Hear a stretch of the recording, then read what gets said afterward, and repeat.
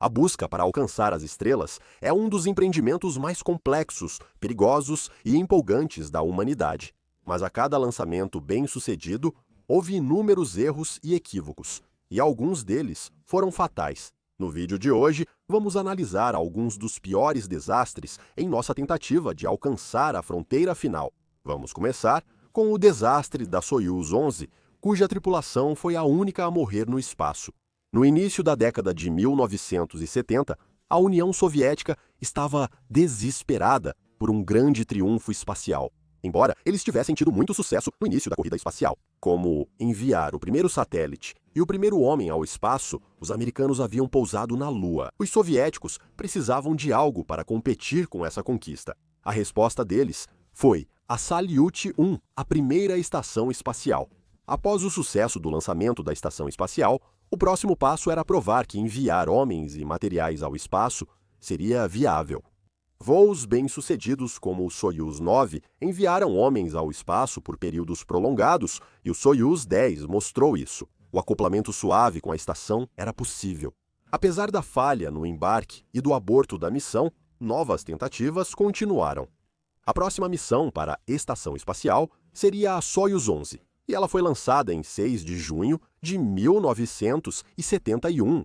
Eles queriam provar que voos espaciais longos com tripulação eram possíveis. A tripulação de 3 homens era formada pelo comandante Georgy Dobrovolsky, o engenheiro de voo Vladislav Volkov e o engenheiro de pesquisa Viktor Patseyev. Eles eram a tripulação reserva, chamados após o afastamento da principal devido à tuberculose de um membro. Eles haviam treinado, mas não tão intensamente quanto a equipe típica da Soyuz. Esse seria o segundo voo espacial do engenheiro de voo e o primeiro do comandante e do engenheiro de pesquisa. Mesmo assim, o lançamento prosseguiu. A missão começou bem, acoplaram com sucesso a estação espacial não tripulada e iniciaram os reparos necessários. Eles ficaram 22 dias no espaço, o maior tempo que humanos já passaram fora da Terra. Eles fizeram experimentos, se exercitaram e assistiram televisão ao vivo. No dia 29 de junho, a tripulação desacoplou e iniciou seu retorno para casa. Eles levaram o equipamento da estação para a Soyuz 11, mas as tripulações das Soyuz anteriores ao desastre não usavam trajes pressurizados. A cápsula era pequena demais para 3 pessoas com trajes espaciais, então voavam só com uniformes de voo. A suposição era de que o risco de despressurização era extremamente improvável, algo que seria testado neste dia. Soyuz 11 orbitou antes das preparações finais e da reentrada na atmosfera terrestre. O compartimento de trabalho e o módulo de serviço foram descartados nesse momento. As comunicações foram interrompidas e o módulo pousou automaticamente, sem problemas. No Cazaquistão, tudo parecia totalmente normal por fora. Não havia sinais de danos, mas também nenhum som de vida vindo de dentro. Quando as equipes de solo abriram a Soyuz 11, encontraram os 3 tripulantes dentro, mas, de acordo com o relatório, todos eles estavam mortos. O estado da tripulação era o seguinte: externamente, não havia nenhum dano. Ao abrir a escotilha, eles encontraram os 3 homens em seus assentos, imóveis, com manchas azul escuras no rosto e trilhas de sangue saindo do nariz e dos ouvidos. A tripulação sufocou. Descobriu-se que uma pequena válvula de ventilação abriu acidentalmente durante a separação da nave para a reentrada.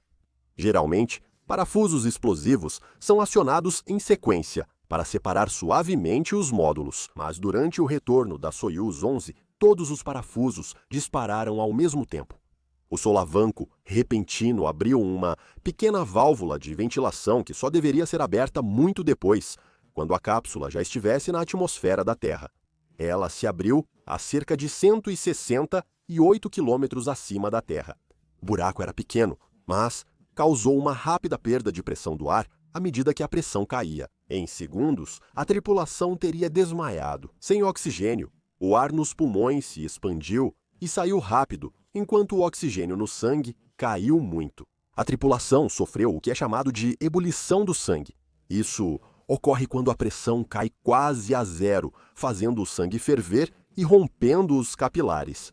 Eles já estavam mortos antes de cair. O rigor mortis já tinha começado quando eles foram retirados da cápsula. Após esse desastre, o design das espaçonaves mudou bastante. Desde então, todas as naves Soyuz exigem trajes pressurizados selados. O sistema de válvulas com defeito foi trocado e os protocolos de reentrada redesenhados. O que deveria ter sido um enorme sucesso para uma União Soviética se transformou em um horror inimaginável. Em seguida temos Apollo 1. Em 27 de janeiro de 1967, um lançamento simulado do foguete Apollo 1 terminou em desastre. Os 3 tripulantes, o comandante Virgílio Gus Grissom e os pilotos Ed White e Roger B. Chaffee, morreram quando a cápsula pegou fogo. O foguete Apollo sucedeu os foguetes Mercúrio e Gêmeos da Administração Nacional da Aeronáutica e Espaço, que já haviam levado americanos ao espaço. O objetivo da Administração Nacional da Aeronáutica e Espaço definido por Kennedy era levar um homem à Lua até 1970, mas os êxitos do programa espacial soviético aumentaram a pressão sobre a agência. O novo foguete Apollo havia sido construído para levar o homem à Lua. Ele era muito maior e muito mais complexo do que os foguetes originais Mercury e Gemini, e sua construção e testes foram marcados por complicações, erros e falhas. Existe uma fotografia agora infame da tripulação da Apollo 1 rezando sobre um modelo da cápsula. A foto era para ser uma piada enviada ao gerente do programa, Joseph Shire, que vinha com uma legenda dizendo: "Não é isso, nós não confiamos em você, Joe, mas desta vez decidimos apelar para alguém acima de você." Embora fosse um pouco irônico, isso evidenciou as dificuldades para preparar o foguete Apollo e as preocupações reais da tripulação com a segurança. Essas preocupações incluíam a presença de material inflamável, como redes de nylon, e dentro da cápsula havia fios soltos e expostos. Em 27 de janeiro de 1967, ocorreu um lançamento simulado de rotina. Não havia combustível nem parafusos explosivos para separar os propulsores da cápsula, então deveria ser totalmente seguro. Por volta da 1 da tarde, a tripulação entrou na cápsula, mas houve um problema imediato. A tripulação relatou cheiro azedo no oxigênio dos trajes. Após 1h20 sem encontrar a causa, o teste recomeçou e eles foram selados na cápsula. A escotilha tripla foi parafusada. Uma vez selada, a cápsula foi pressurizada e o ar foi substituído por oxigênio puro. Mas então surgiu outro problema, desta vez com a comunicação entre a cápsula e o controle da missão. Após novo atraso, por volta das 18h30, a equipe exausta finalizava as verificações finais. Então, houve um súbito aumento de energia na cápsula, seguido rapidamente por pessoas gritando fogo. Entende-se que o incêndio foi iniciado por um fio danificado sob o assento de Grissom. Com o aumento de energia, a fiação faiscou na cápsula rica em oxigênio e com muitos materiais inflamáveis, o fogo rapidamente se espalhou e o calor do incêndio aumentou a pressão dentro da cápsula. A tripulação tentou abrir a escotilha por dentro, mas era um processo longo e complexo. Nas melhores condições, poderia levar minutos para abrir, tempo que eles não tinham em uma situação de vida ou morte. Eventualmente, a cápsula se rompeu, fogo e gás saindo em grande quantidade. Equipes que tentavam ajudar foram afastadas pelo calor e fogo. Além disso, as máscaras que eles tinham foram projetadas para lidar com produtos químicos tóxicos e não para a fumaça. Então, se mostraram inúteis. Eles trabalharam duro, tentando abrir a escotilha e conseguiram depois de 5 minutos.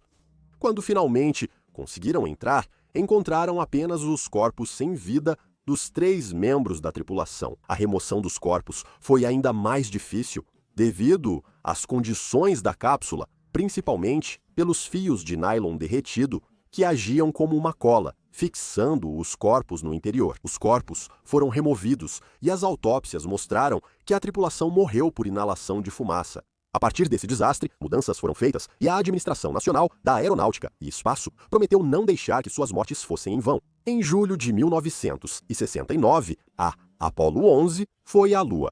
Um emblema da missão Apollo 1 foi levado pela tripulação da Apollo 1 à superfície da Lua. Ele foi deixado lá como um memorial à tripulação da Apollo 1, então de certa forma, a tripulação da Apollo 1 conseguiu chegar à Lua. Depois, ao ônibus espacial Challenger, em 28 de janeiro de 1986, o ônibus espacial Challenger estava na plataforma de lançamento, coberto de gelo. Dentro estavam 7 tripulantes, incluindo Christa McAuliffe, que seria a primeira professora no espaço. Milhões assistiam à transmissão ao vivo, incluindo crianças ansiosas para ver uma professora alcançar as estrelas. Milhares de pessoas se alinharam nas praias. A empolgação era palpável. O que deveria ter sido um voo rotineiro para o confiável programa de ônibus espaciais se transformou em um show de horror apenas alguns segundos após o início do voo. O dia 28 de janeiro foi especialmente frio. Na véspera do lançamento, uma onda de frio cobriu a plataforma e o ônibus espacial de gelo, afetando especialmente os anéis de vedação.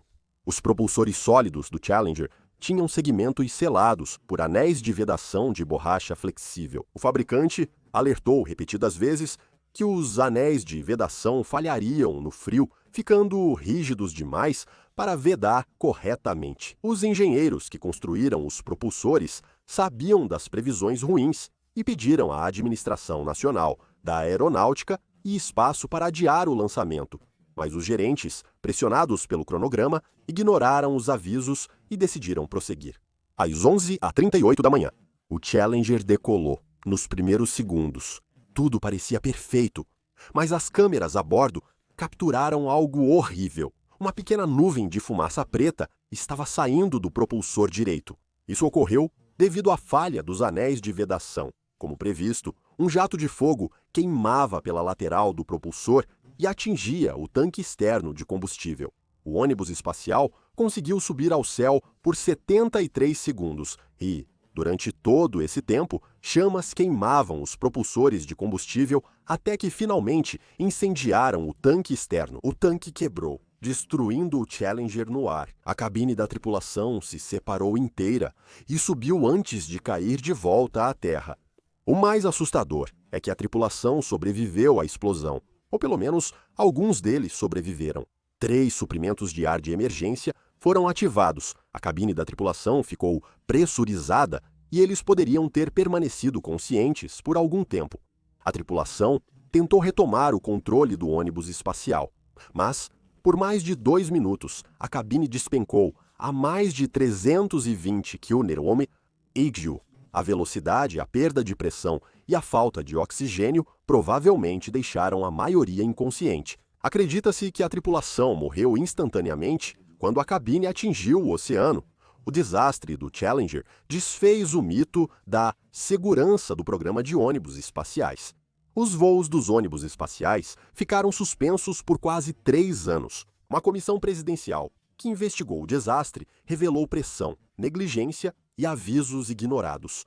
Foi descoberto que a Administração Nacional da Aeronáutica e Espaço estava ciente do risco de falha do anel O-ring e não examinou como tal falha poderia afetar a segurança da missão. Os propulsores sólidos foram redesenhados, mas os voos comerciais do ônibus espacial foram interrompidos. O dano já estava feito. Milhões assistiram ao desastre, incluindo crianças. Para muitos, isso se tornou um trauma formativo. Mas esse não seria o último desastre do ônibus espacial. Em 16 de janeiro de 2003, o ônibus espacial Columbia foi lançado em uma missão de pesquisa científica. A tripulação de 7 pessoas era liderada pelo comandante Rick Husband, piloto William McCool, o primeiro astronauta de Israel, Eileen Raymond, e os especialistas Michael Anderson, David Brown, Laurel Clark e Kalpana Chawla. O voo, no entanto, começou com um desastre.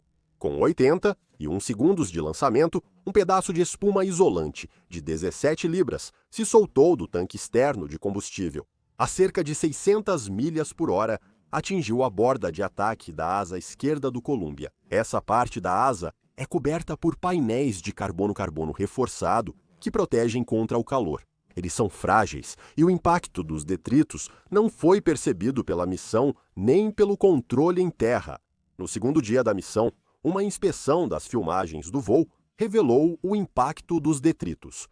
Engenheiros se preocuparam com o dano, mas gerentes da Administração Nacional, da Aeronáutica e Espaço ignoraram essas preocupações após modelos de computador estimarem graves danos na asa. Os engenheiros da Administração Nacional, da Aeronáutica e Espaço insistiram no uso de imagens de satélite militar de alta resolução para avaliar os danos. Como era espuma que se soltou e acreditava-se impossível reparar em órbita, o pedido de imagens foi descartado. Incidentes anteriores de queda de espuma não causaram problemas para os ônibus espaciais, mas esse não foi o caso do Columbia. Se usadas, as imagens teriam mostrado um buraco de 23 por 43 centímetros na asa esquerda. Em 1º de fevereiro, o ônibus Columbia iniciou a reentrada. A reentrada é a fase mais quente e mais perigosa de qualquer missão. Durante a reentrada, o ônibus espacial viajou a cerca de 27 mil quilômetros por hora e, como resultado, foi submetido a temperaturas extremamente altas. O ônibus espacial foi projetado para usar a atmosfera da Terra para desacelerar durante a descida, comprimindo a atmosfera. O formato do ônibus espacial foi feito para realizar a maior parte da frenagem aerodinâmica, mas isso aquece o ar até 1.650 graus Celsius. Esse processo forma um plasma superaquecido, capaz de causar danos graves ao ônibus espacial. O ônibus espacial é revestido com materiais resistentes ao calor para evitar sua desintegração. O impacto dos destroços enfraqueceu parte do escudo térmico do Columbia, tornando-o vulnerável. Quando o ônibus espacial começou sua reentrada, a tripulação não fazia ideia dos danos na asa esquerda durante a reentrada. O casco permitiu que o plasma superaquecido entrasse e começasse a derreter a estrutura de alumínio por dentro. A estrutura interna. O derretimento começou a amolecer e comprometer o formato vital da nave espacial.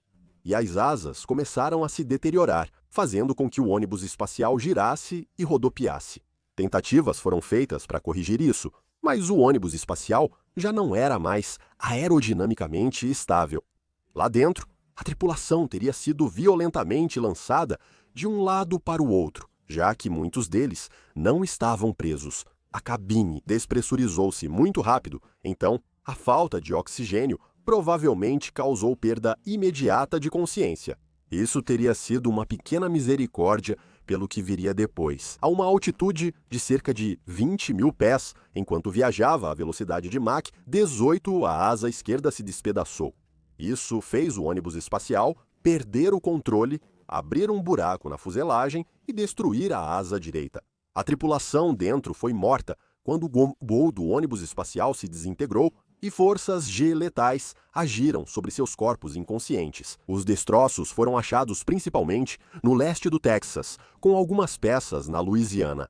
Alguns destroços foram achados por pessoas e vendidos no eBay. Como no desastre do Challenger, investigações foram feitas. Em 2004, o presidente Bush anunciou a aposentadoria do programa dos ônibus espaciais. Esse desastre determinaria o fim do programa dos ônibus espaciais.